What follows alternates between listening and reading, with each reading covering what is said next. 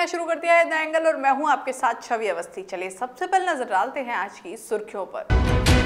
कांग्रेस नेता सलमान खुर्शीद का बड़ा बयान, देश और विपक्ष को भरोसे में लेकर एलएसी की मौजूदा स्थिति की सच्चाई बताए सरकार, विपक्ष आपके साथ। सरकारी भर्तियां रोकने को लेकर वित्त मंत्रालय ने दिया स्पष्टीकरण, कहा पहले की तरह ही जारी रहेंगी सरकारी एजेंसियों के लिए भर्तियां। भूगोल विषय की व्याख्याता भर्ती परीक्षा का मामला, रामलाल शर्मा ने कहा निष्पक्ष जांच करवाकर वास्तविकता सामने लाए सरकार। राजकीय सम्मान के साथ पैतृक गांव में सुपुर्द खाक हुए शहीद सूबेदार शमशेर अली। शहीद की तिरंगा यात्रा में गूंजे शमशेर अली अमर रहे और भारत माता के जयकारे। भारत चीन सीमा पर विवाद बरकरार है, जिसके बाद आज पूर्व विदेश मंत्री सलमान खुर्शीद का बयान सामने आया है। इस पर पूर्व विदेश मंत्री सलमान खुर्शीद ने एक बयान जारी किया। उन्होंने कहा कि केंद्र सरकार को इस मुद्दे पर विपक्ष और देश को विश्वास में लेना चाहिए। उन्होंने भरोसा दिलाया कि विपक्ष सरकार के साथ है, लेकिन सरकार को भी देश को सच्चाई बतानी चाहिए। उन्होंने तो ये भी कहा कि अगर सरकार सार्वजनिक रूप से वास्तविकता बताने से डर रही है तो वे विपक्ष को एक कमरे में बुलाकर सच बता सकती है। उन्होंने आगे कहा कि जो दो तरफा लड़ाई के लिए तैयार हैं उन्हें समझ जाना चाहिए, लड़ाई कोई बच्चों का खेल नहीं है। केवल कुछ मोबाइल ऐप्स को प्रतिबंधित कर देने से कोई फायदा नहीं होगा।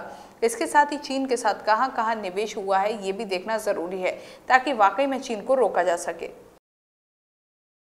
वित्त मंत्रालय की ओर से यह स्पष्टीकरण दिया गया है कि सरकारी नौकरियों पर किसी तरह की कोई भी रोक नहीं लगाई जाएगी। सरकारी एजेंसियां जैसे SSC, UPSC, railway recruitment board आदि के जरिए भर्तियां पहले की ही तरह जारी रहेंगी। मंत्रालय ने आगे कहा कि वह विभाग की ओर से जारी 4 सितंबर 2020 का जो सर्कुलर है वो पदों के निर्माण के लिए आंतरिक प्रक्रिया से संबंधित है और ये किसी भी तरह से भर्ती को प्रभावित नहीं करता है। बता दें कि इससे पहले चालू वित्त वर्ष के दौरान राजकोषीय घाटे में भारी वृद्धि की आशंका के मद्देनजर सरकार ने शुक्रवार को सभी मंत्रालय विभागों से गैर जरूरी खर्चों को कम करने के लिए कहा था। सरकार ने मंत्रालय विभागों से परामर्श की नियुक्ति की समीक्षा करने, आयोजनों में कटौती करने और छपाई के लिए आयातित कागज का इस्तेमाल करने के लिए सलाह दी थी। विभाग की ओर से जारी एक कार्यालय दिल्ली के मुख्यमंत्री अरविंद केजरीवाल ने आज एक प्रेस कॉन्फ्रेंस की और प्रेस कॉन्फ्रेंस करके उन्होंने दिल्ली की जो मौजूदा कोरोना स्थिति है उस पर विचार व्यक्त किए और साथ ही चर्चा की। यहाँ के मौजूदा हालातों और दिल्ली सरकार की ओर से किए जा रहे प्रबंधन को लेकर मुख्यमंत्री अरविंद केजरीवाल ने आज प्रेस कॉन्फ्रेंस की। उन्होंने कहा कि लोग बीमार तो पड़ रहे हैं लेकिन ठीक भी हो रहे हैं। हम पहले 20,000 टेस्ट करते थे, जिसे बढ़ाकर 40,000 कर दिया है। कोरोना के लगातार बढ़ते आंकड़ों को देखकर उन्होंने कहा कि ऐसा इसलिए हो रहा है क्योंकि कोरोना की टेस्टिंग बढ़ाई गई है। अगर टेस्टिंग कम कर दी जाएगी तो आंकड़े भी कम दिखाई देंगे। उन्होंने आगे कहा कि मुझे आंकड़ों की चिंता नहीं है, दिल्ली वासियों की सेहत की चिंता है, लेकिन जिस दिन कोरोना से मरने वालों का आंकड़ा बढ़ने लगेगा उस दिन चिंता की बात होगी। उन्होंने दिल्ली वासियों को कहा कि दिल्ली में पूरे देश से लोग इलाज के लिए आ रहे हैं क्योंकि सभी को यहाँ की स्वास्थ्य सेवाओं पर भरोसा है। ये दिल्ली के लोगों के लिए गर्व की बात है, लेकिन पिछले कुछ दिनों से देख रहा हूँ कि लोग लापरवाही कर रहे हैं। घर से बाहर निकलते हुए मास्क नहीं पहन रहे हैं, ना ही सोशल डिस्टेंसिंग का पालन कर रहे हैं। ऐसा मत कीजिए, नियमों का पालन कीजिए और टेस्टिंग करवाइए। पिछले दिनों आरपीएससी की ओर से आयोजित हुई प्रधानाध्यापक की परीक्षा में भूगोल विषय की परीक्षा के दौरान अभ्यर्थियों ने कई सवाल खड़े कर दिए थे। अभ्यर्थियों के मुताबिक व्याख्याता परीक्षा की सीरीज 40 से लेकर 58 तक है, लेकिन इनमें से सिर्फ 46 नंबर की सीरीज ऐसी है जिसमें से सर्वाधिक 328 अभ्यर्थियों का चयन हुआ है, जबकि बाकी सभी सीरीज में से 100 या इससे कम अभ्यर्थियों का चयन हुआ है। इसे लेकर अभ्यर्थियों ने गड़बड़ी का आरोप लगाया है। इस मामले पर भाजपा का बयान सामने आया है। पार्टी के प्रमुख प्रदेश प्रवक्ता रामलाल शर्मा ने कहा कि आरपीएससी पर अभ्यर्थियों की ओर से इस तरह के सवाल खड़े करना चिंता का विषय है।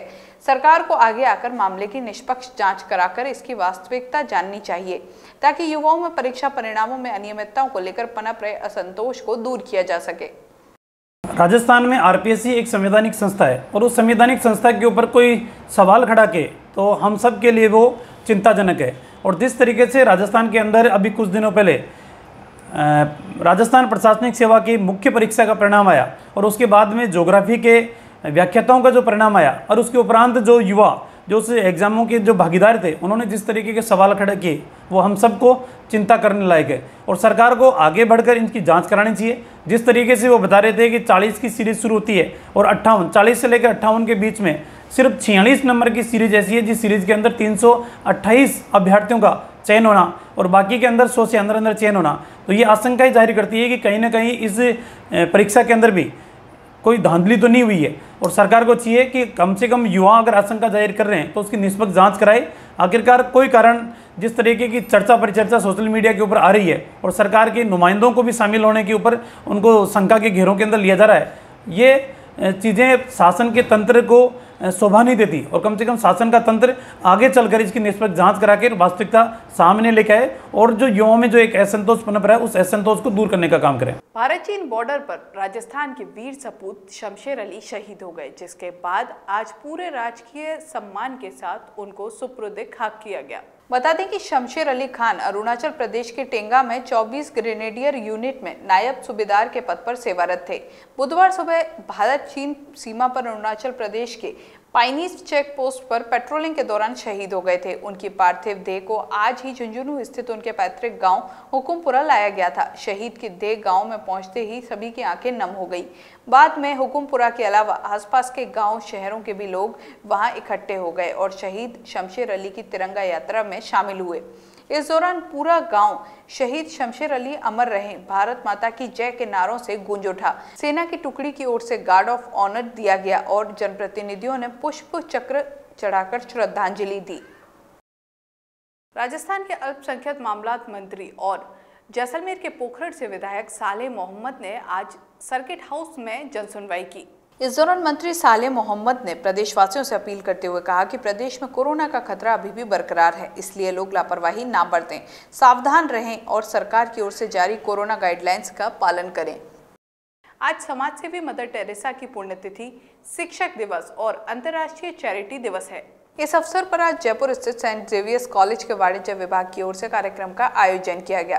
दीप प्रज्वलन और प्रार्थना के साथ ही आरंभ हुए इस कार्यक्रम में mother Teresa doctor Sarvepalli Radhakrishnan के चित्रों के साथ ही यूनिवर्सल एपोस्टोलिक प्रेफरेंस का अनावरण किया गया।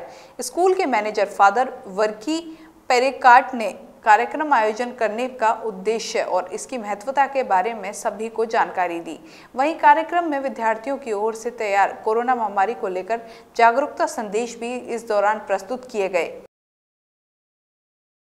कोरोना काल में एक अभिनव पहल करते हुए जयपुर पुलिस रेंज ने आज से ई-सुनवाई शुरू कर दी है। नीमच में हुई सुनवाई में नई दिल्ली और जम्मू कश्मीर में तैनात सीआरपीएफ और आर्मी के जवान सम्मिलित हुए। जयपुर रेंज के पुलिस महानिरीक्षक एस सेंगाथिर ने जानकारी देते हुए बताया कि कोरोना काल में आमजन की सुगमता के लिए और सुरक्षा के मद्देनजर ई सुनवाई और ई समाधान के अंतर्गत आज प्रथम ई सुनवाई का आयोजन किया गया है। इस दौरान ई सुनवाई के लिए चयनित कुल 13 परिवादियों ने पुलिस और अपराध से संबंधित अपनी समस्याएं बताई, जिन पर शीघ्र ही विधिक कार्रवाई करवाकर समाधान किया जाएगा। पुलिस महानिरीक्षक ने आगे बताया कि जयपुर रेंज दिव्यांग और कंटेनमेंट जोनों में रह रहे बुजुर्गों और आईजीपी कार्यालय तक पहुंचने में असक्षम लोगों को मामले की सुनवाई के लिए यहां बुलाया जाएगा। सेंगाथिर ने आज की ई सुनवाई को सफल बताते हुए कहा कि कोरोना काल में सोशल डिस्टेंसिंग और भविष्य में पुलिस तक आमजन की पहुंच आसान बनाने की दिशा में ये नवाचार बहुत लाभदायक सिद्ध होगा।